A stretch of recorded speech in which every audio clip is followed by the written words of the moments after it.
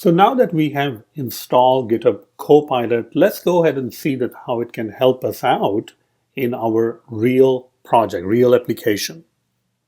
So I'm building a budget application, and don't worry, we're not going to be building the complete budget application. That's going to take some time. But even with building just a small feature of a budget application, you will notice that how GitHub Copilot is helping you out. All right. So let's go ahead and get started. Now, in a budget app, we will be using SwiftData, and we will allow the user to add a budget, and they can also add an expense to the budget. So the first thing is they will try to add a budget, all right? And budget means that if you can have a grocery budget or a vacation budget, entertainment budget, dining out budget, and so on. So what I'm going to do is I'm going to create a new folder, and I'll call it models. Because the first thing we need to do is to create a model that is going to be representing a budget. So I'm going to go ahead and add a budget model. And later on, this model will be persisted. Oops, see that? I already made a mistake. Let's go ahead and delete that. Because the budget model is simply a file, not a view. So there we go. You can say budget. Perfect. Now I'm going to go ahead and import SwiftData on the top, and maybe I can actually write over here what I want, and GitHub Copilot can help me. Okay, now it's saying create a budget class. Okay, that's kind of interesting. It's already telling me create a budget class. I'm going to press tab and go to the next line. That is telling me, okay, you've got to put the model. I put the model, and look at that. I'm not doing anything. I'm just tabbing. I'm just pressing the tab button, the tab key, and it's kind of like guiding me because of the name of the file, because of the context. Is it knows that what I'm trying to do. Let me go ahead and press Option Tab. Oh wow, look at that. It already created all of this stuff for me. I mean, isn't that crazy? Now, keep in mind that sometimes when you are using GitHub Copilot with Xcode, it may not create the whole thing because it doesn't really understand the context at that point. So your solution or your view or your mileage can vary. This means that you're not always going to, not everyone is going to get the same amount of code generation or suggestions. It's really based on, did you make a budget application before, or how you're writing things out. So it is possible that it may not create this expenses for you. All right. So it's now complaining about the expense because we don't really have an expense over here. Looking at all of this, it looks pretty good. I mean, yeah, I would like to make some changes like this one. This will be a relationship. So I'll just call it relationship. And this will be a delete rule of cascade. Now, we don't really have any expense class or expense model. So let's go ahead and copy that. And we'll again go ahead and create a new Swift file. We'll call it expense. Create expense class for SwiftData model. Okay. Not really model object, but here we go. We got the model thing, so I'm going to press tab. And I'm just waiting. See, now at this point, it's not really coming up. Okay, here we go. It came up a little bit, but then it kind of went away, right? Let me go ahead and import. Okay, it's already telling me import SwiftData, so I'm going to import SwiftData. Again, it's not really coming up. It's trying, but I guess it doesn't come up at this time. All right, so we have the model and create, name and amount properties. So I'm just writing, okay, so they've got the name, they got the amount. I wonder if it's gonna, here we go. It's gonna create the initializer, hopefully. I'm just tabbing it out. Or I can say Option Tab and I can see the whole thing. There we go. So that looks pretty good. All right. Going back to the budget. And okay, now everything is working. I don't know If we need the add expense function, so I'm just going to remove that. I mean, you can if you want to, but this looks pretty good. A budget can have a name, a budget can have an amount. Instead of amount, maybe I should call it limit, like this is the limit of your budget. Again, it's completely up to you. All right, there we go. Okay. So that looks pretty good. Very good. Now let's go to the preview content, because now what I want to do is to create a container. Since we're using SwiftData, we need to create some sort of a model container, and that model container can allow us to insert in an in-memory model configuration so that we're not writing it to the real database when we are using Xcode previews. So I can go over here again, I can add an empty file over here. I can call this like preview container or something, that's fine. We'll start with importing SwiftData, not SwiftUI, SwiftData. There we go.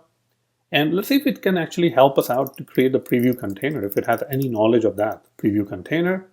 It's going to be a model container, and we're just creating this as a property. There we go. All right. And let container, so it's not really helping us out over here. You can see that. It's not too much, at least.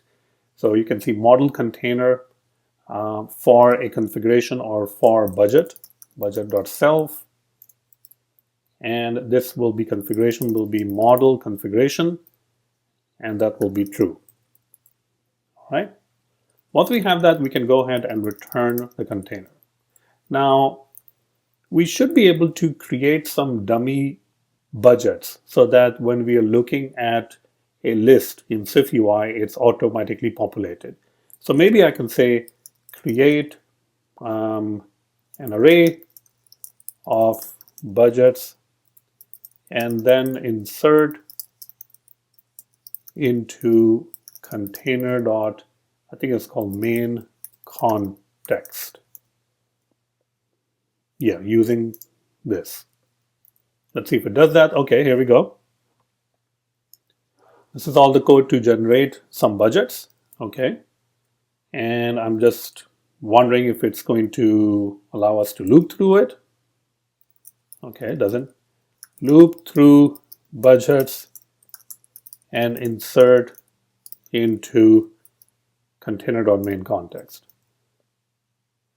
All right, now we're looping through the budgets and we are trying to insert the budget. I mean, you might be wondering, hey, I should have just written it myself, right? You can do that. The preview container, we have to decorate it with the main actor. There we go. Perfect. And there we go. So this means that whenever we're using this preview container, we will have these 3 different budgets, and that will be added to the main context. Now, in this case, the GitHub Copilot didn't really help us out that much, but at least we have something. Let's go and now create a new folder. I'll call it screens, and I will create a screen to list all the budgets. So again, from the template, I can select SwiftUI view, and I can say this will be a budget list screen. Now, this is a view, all right? So what we want to do is we want to wrap this with a navigation stack because we do want to go to other screens also. We will also import SwiftData. And in the navigation stack, we can use the model container and inject the preview container that we just built. And that's only for the previews, by the way. All right, don't use it for your real application. It's only for the previews. Now for the budget list screen, this is going to be interesting because how can we, how can we bind this? How can we display all the budgets? So let's see if we can do something. Create a list and display all budgets. Okay, so it's creating a list. Budgets.all. So here it's making this mistake, right? I mean, there is no such thing as budget.all. So you can see that GitHub Copilot is a little bit confused over here, that it doesn't know about what is budget.all. So what I can do over here is I can use the query and I can say, here we go, we got the budgets over here. So just use that. So let's see if it actually figures out now. Create a list and display budgets. Okay, there we go. Option tab.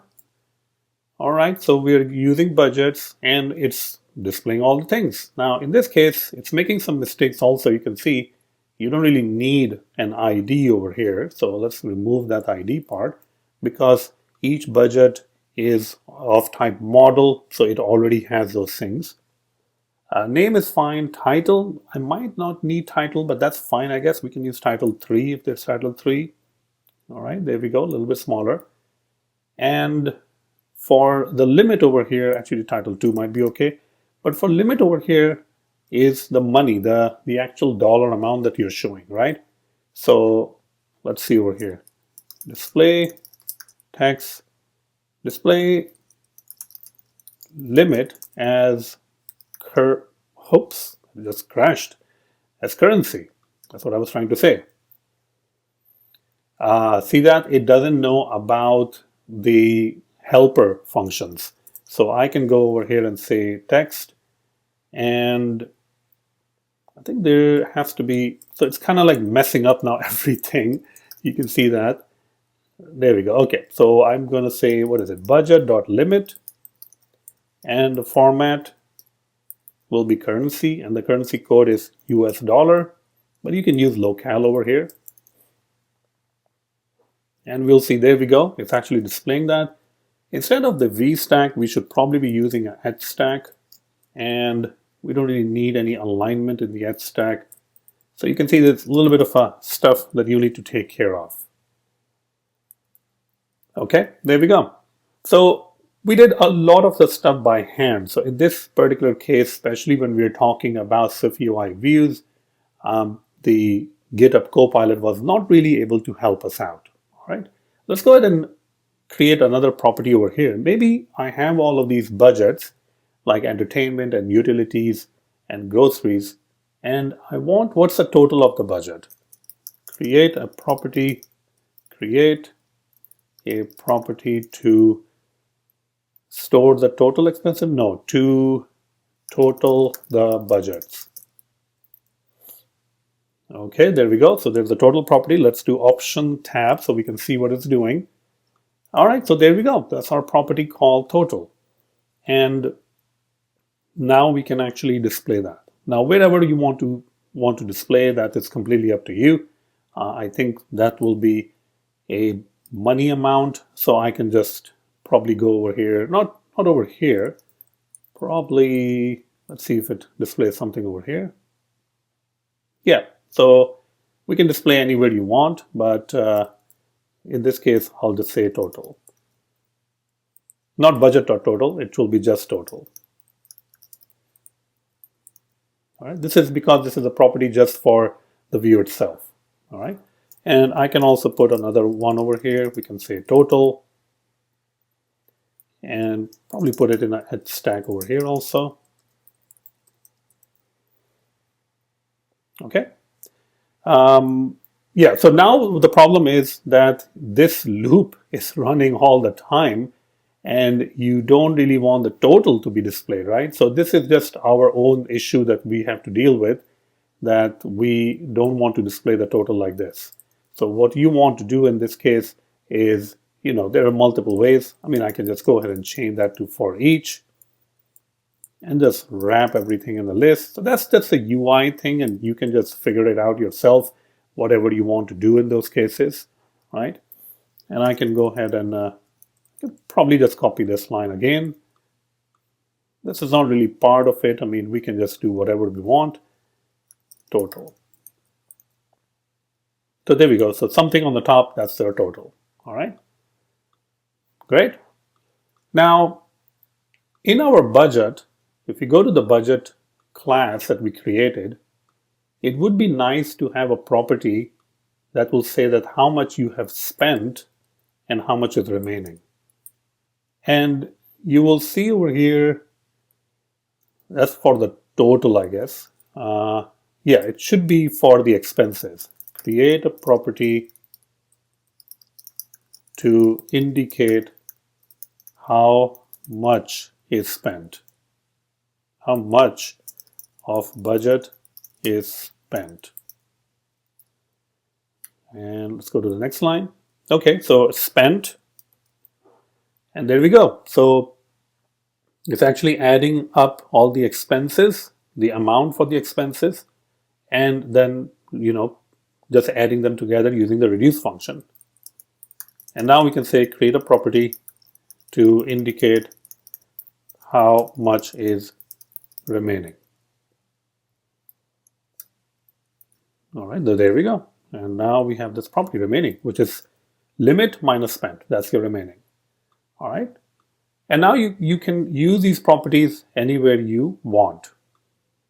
All right. So hopefully you have a little bit of idea now that how these things work, like how the GitHub Copilot is going to help you out with those things. In the next lecture, we can look at how you can, add a particular budget and how you can even, display expenses or add expenses. But keep in mind the whole point of creating these videos using GitHub Copilot is not to create a whole app. It's just to show you that what you can expect from GitHub Copilot, where its limitations are and where it is good. So I can already see that when we are just typing Swift language code, maybe more like an algorithm related code, then the GitHub Copilot really shines. But when I am in the Swift UI view, it doesn't really know about all of these formatters. It doesn't know how to do a lot of things. Okay, so that's kind of like a little bit of a limitation on that end. But in the next lecture, we'll see that how we can add a particular budget and also list the expenses and add the expenses.